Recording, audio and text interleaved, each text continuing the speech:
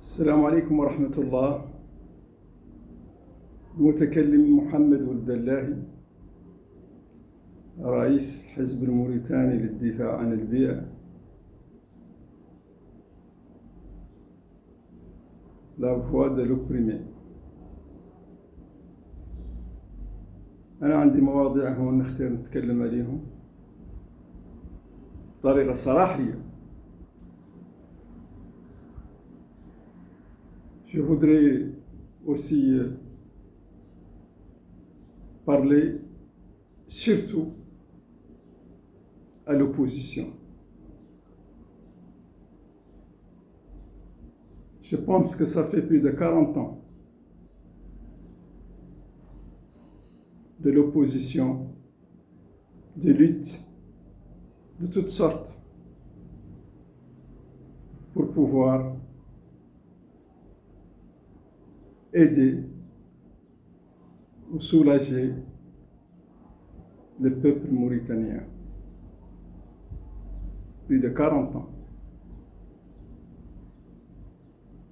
Et notre problème numéro 1, c'est nous, l'opposition.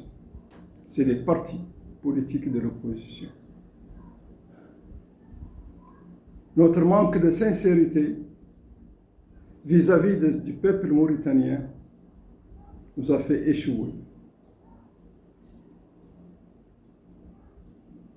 Nous a fait échouer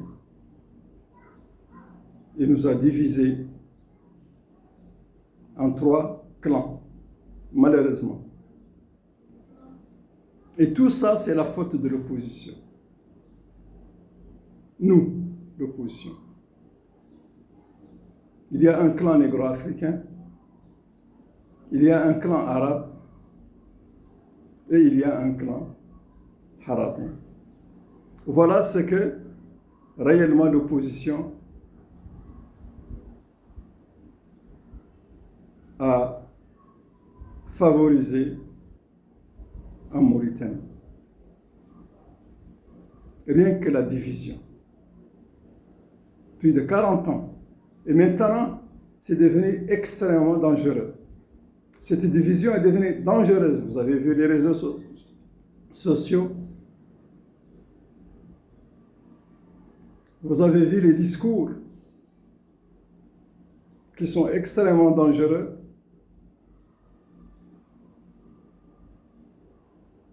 J'ai remarqué que l'opposition n'a apporté à la Mauritanie, malheureusement, que les divisions. Je vous donne un exemple. Si un négro-africain mauritanien est touché par l'injustice, dans les manifestants, vous ne trouverez jamais aucun arabe. Tout le temps, c'est les négro-africains, qu'ils soient à Bogué, Kaïd, Nouakchott, partout. Les autres disent non, ce n'est pas notre problème. Les autres communautés, les Haratin et les Arabes. Peut-être même il y a à peu près quelques exceptions des Haratin qui soutiennent parfois dans des manifestations les négro-africains mauritaniens. Il y a aussi quelques Arabes, exceptions, qui dénoncent l'injustice, bien sûr, mais par vidéo, par les réseaux sociaux. Rares dans les manifestations pour aider des négros africains mauritaniens qui ont subi de l'injustice. Pareil pour les Haratin.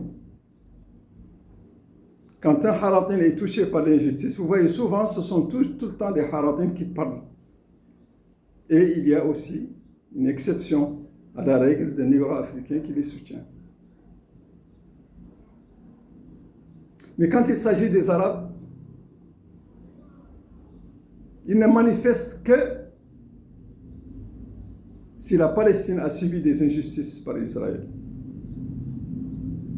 D'ailleurs, nous soutenons la cause palestinienne et nous regrettons tout ce qui s'est passé. cette injustice, ces frappes contre la Palestine. La Palestine, c'est nous, et nous sommes la Palestine. Mais une fois qu'un Palestinien est touché, vous allez voir devant l'ambassade des États-Unis toute la classe politique arabe, toute, je dis bien, sans exception, de l'opposition et de la majorité présidentielle qui manifeste pour dénoncer l'injustice subie par la Palestine. Vous allez voir nos grands ulama qui n'ont jamais dénoncé l'injustice en Mauritanie, depuis les années 60 jusqu'à maintenant. Vous allez voir tous les cadres de ce pays. Vous allez voir tous les partis politiques dirigés par, bien sûr, la communauté arabe. Une manifestation gigantesque, y compris les présidents des partis de l'opposition, soi-disant des grands partis. Ils manifestent. Mais ces grands partis et ces ulama, pourquoi ne pas dénoncer l'injustice en Mauritanie? Jamais ils ne manifestent pour un négro-africain. Jamais ils ne manifestent pour un Harbani.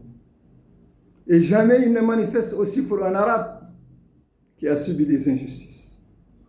Et quand il s'agit de la Palestine, c'est fini. C'est vraiment le top. Et ça, c'est un malheur. On dirait qu'il y a 3 pays en Mauritanie. Un pays arabe, un pays négro-africain et un pays haratin. Et tout ça, c'est à cause de nous, l'opposition. Ce n'est pas à cause de l'État. C'est nous, l'opposition. D'habitude, l'opposition, elle fait des conférences de presse, elle dénonce l'injustice, mais elle éduque aussi la population.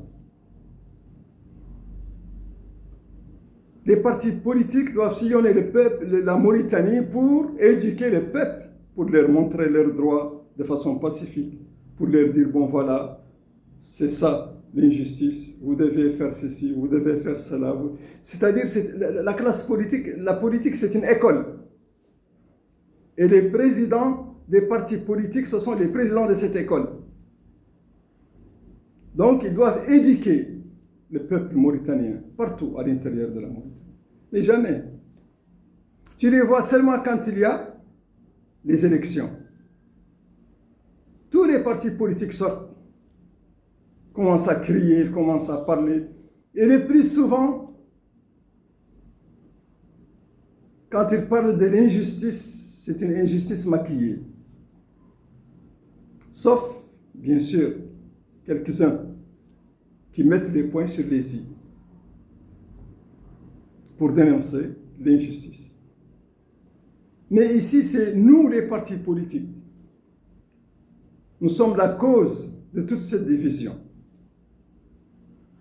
Parce qu'il y a un manque de sincérité au niveau des dirigeants. Ce manque de sincérité au niveau des dirigeants des grands partis, comme on dit, et des petits partis, ce manque, malheureusement, cause énormément de tort à l'opposition et au peuple mauritanien. Certains grands partis, je l'ai toujours dit, sont écartés leurs jambes, malheureusement, pour prostituer avec le pouvoir. Ils ont un pied à l'opposition et ils ont un pied avec le pouvoir. Et ça, c'est très grave. Et c'est très dangereux. Ça détruit l'opposition. Si l'opposition, les dirigeants de l'opposition, certains dirigeants, je ne dis pas tout le monde, certains dirigeants de l'opposition ne sont pas sincères, ne sont pas honnêtes. Ils ne cherchent que leur intérêt personnel, je veux dire, leurs intérêts personnels. Finalement, c'est ça qui va se passer, cette division et cette faiblesse de l'opposition. aucun parti de l'opposition, ou certains partis de l'opposition, ou certains dirigeants de l'opposition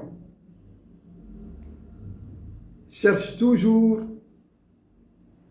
à barrer la route à certains partis de l'opposition. Et il y a parmi eux qui se disent des grands partis, bon, ne s'assoient pas avec les petits partis. Il n'y a pas de petits partis ou grands partis, parce que nous sommes tous légalisés sur des idées importantes. C'est pour cela qu'on a créé et on a été légalisé. Pas autre chose. Pas parce que celui-là, il est très riche. Ceux qui sont riches de l'opposition, d'où vient cette richesse? Et ils ne travaillent pas. Aucun d'eux ne travaille pas. Mais chacun d'eux, on lui a donné, bien sûr, une perfusion de l'État, et puis il a de l'argent qu'il manipule, un budget qu'il fait avec ce qu'il veut, pour le faire taire, bien sûr. Et ça existe, vous l'avez vu, parmi les grands partis.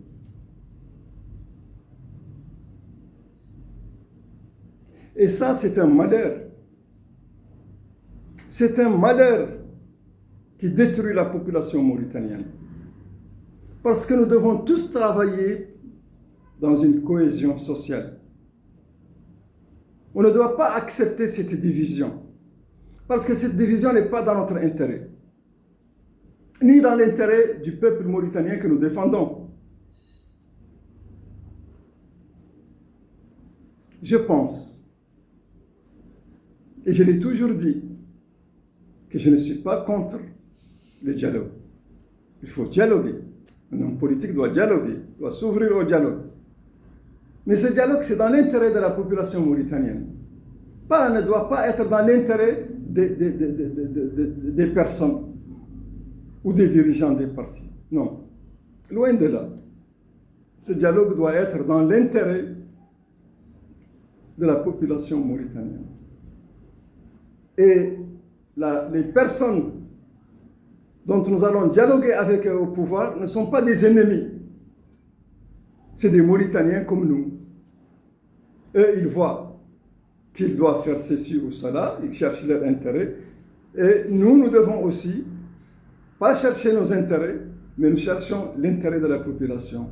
Donc nous devons débattre avec eux le sujet du donnant-donnant, franc-parler.